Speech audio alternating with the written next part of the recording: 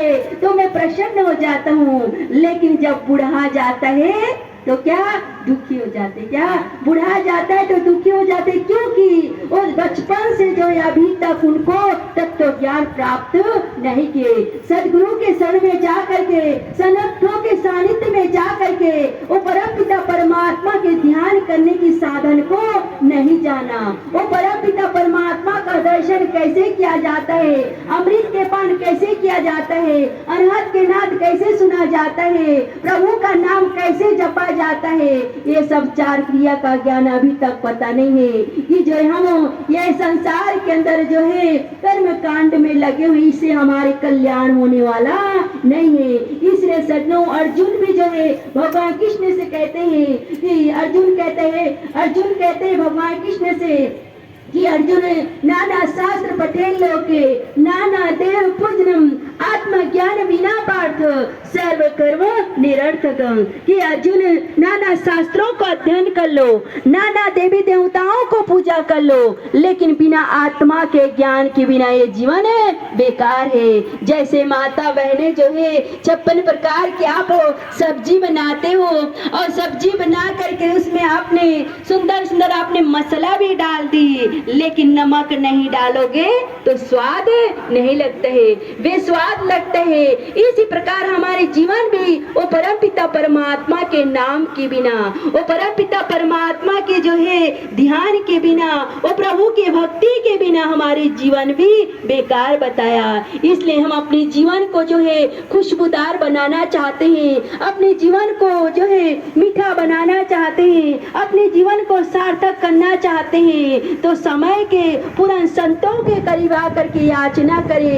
ये जो है श्रद्धावान लभते क्या नाम, आप श्रद्धा लेकर के भावना लेकर के आओगे तो तत्व ज्ञान को दे करके हमारे जीवन को अंधकार से मिटा करके जो है ज्ञान की उजाले को ले जाते हैं, ज्ञान के खजाने को दे देते हैं। जिस ज्ञान को प्राप्त करने के बाद जीवन के अंदर देखो सज्जनों शांति शांति है, सुख ही सुख है। कहीं आप सुख शांति को प्राप्त नहीं कर सकते। सुख शांति का मार्ग तो कहाँ है? परमपिता परमात्मा के चरणों में। इसलिए तो हमारे संत कहते हैं मिलता है सच्चा सुख केवल भगवान तुम्हारे चरणों में। कहाँ? वो परमपिता परमात्मा के चरणों में, वो सदगुरु महाराज के चरणों में सच्चा सुख है, सच्चा आनंद की प्राप्ति कर सकते हैं। तो कहने का मतलब सज्जनों, मीराबाई के पास तो सब कुछ था, वो राजघरानी के रानी थी, धन संपत्ति सोना चांदी राजमहल सब कुछ होने के बाद देखो सज्जनों सब कुछ ठुकरा देती है।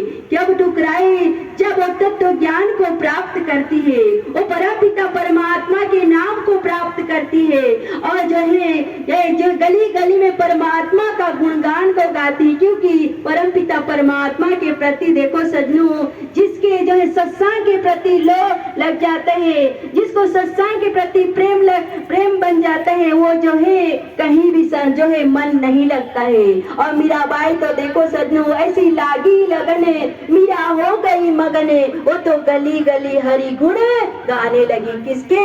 हरि का गुण।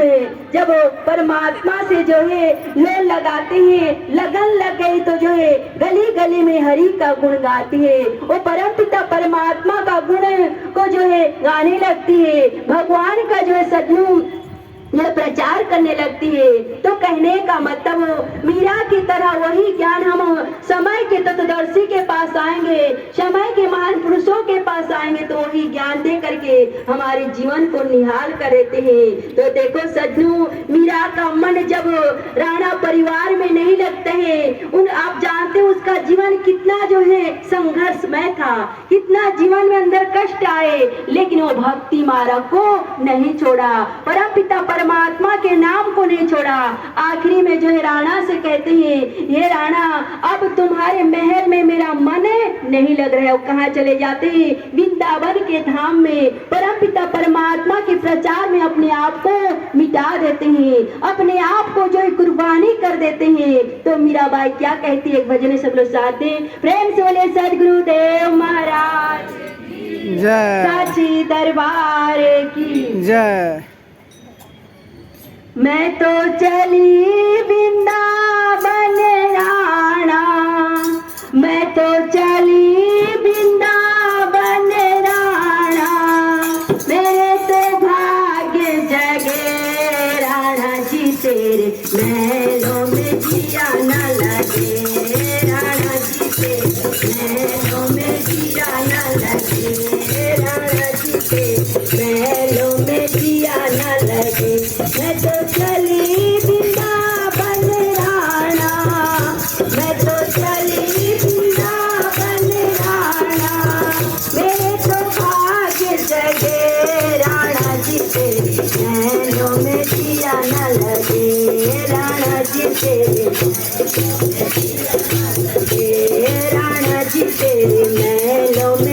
जिया न लगे, राणा जी के महलों में जिया न लगे, राणा जी के महलों में जिया न लगे, राणा जी के